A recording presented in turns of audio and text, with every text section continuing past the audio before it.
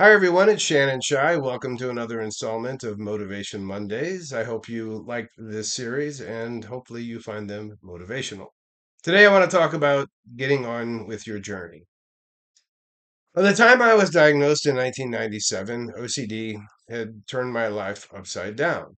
I was practically non functioning. I was 34 years old, a major on active duty with the Marine Corps. Up to that point, I had always been social, a leader, an athlete, and grew up with a loving family, even in the face of poverty.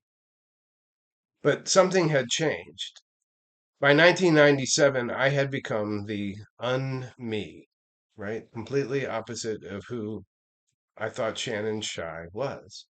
OCD was ripping me apart.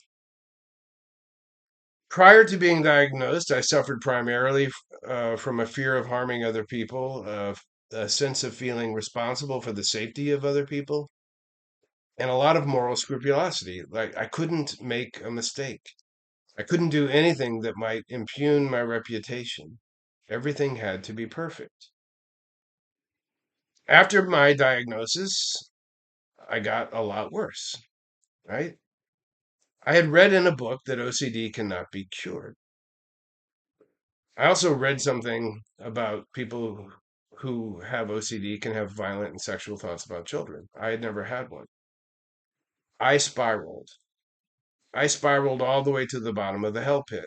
OCD added the themes about violence and sex, religion,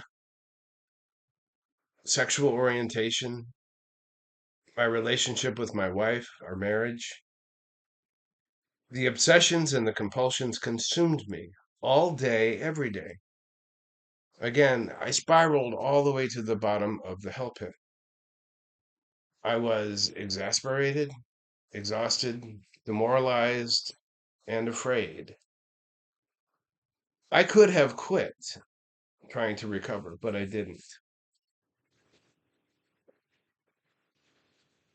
In response to what I had read about OCD cannot be cured, my psychiatrist assured me that it's possible to get better, right? And I've said to myself that day, if that's true, I'll do whatever it takes. My psychologist gave me some basic advice about what to do with the thoughts and the compulsions. I remember him calling it behavioral therapy. Really, what he was talking about was cognitive behavioral therapy. In fact, he may have used the term cognitive behavioral therapy, and what I heard was behavioral therapy. Based on his advice, I just went out and started trying to implement his advice. And then, kind of through a trial and error process, I developed my own personal strategy that I call ground rules. In that process, I failed a lot, but I didn't quit. I changed my perspective about OCD. I figured out what I was doing that I thought was making the disorder stronger, and then just tried to do something different that maybe might make it weaker over time. Confronting OCD was the hardest thing that I've ever done. It was scary. It was absolutely frightening to do.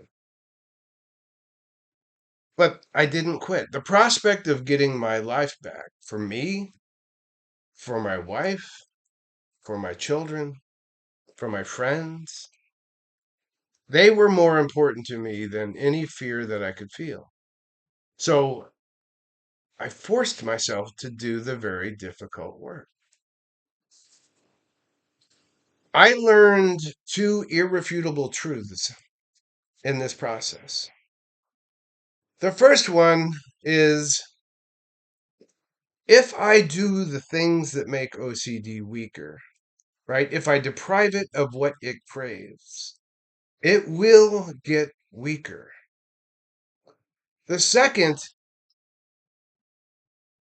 and maybe the most important piece, is that I discovered that I actually had the power to make this happen, to confront OCD, to deprive the disorder of what it craved. And not only did I have the power, but the courage and the strength to do this were already within me. So, what I've learned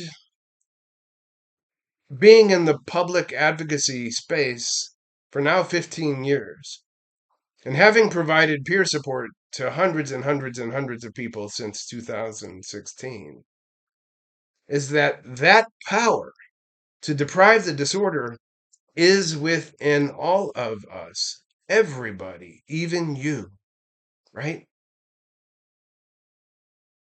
I was able to do it, and I know that you can do it, right? We are not different. So get on with your journey. Don't allow OCD to convince you that you can't do it or that you don't have the power. What OCD is telling you is not true. What I am telling you is absolutely true. So let's go for it. Have an awesome day. See you on Thursday.